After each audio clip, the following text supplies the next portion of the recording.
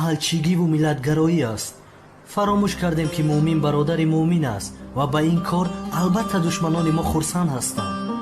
биёед бо ҳам бародар шавем ва нагӯем ки ту фалонӣ ҳастиву ту фалонӣ. ҳамин тавр мо метавонем иттифоқ шавем ва дар зиндагӣ ҳам комёб бошем.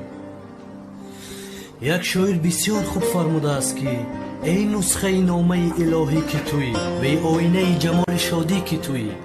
берун зи ту нест ҳар он чи дар олам ҳаст, аз худ биталаб ҳар он чи хоҳӣ ки туӣ.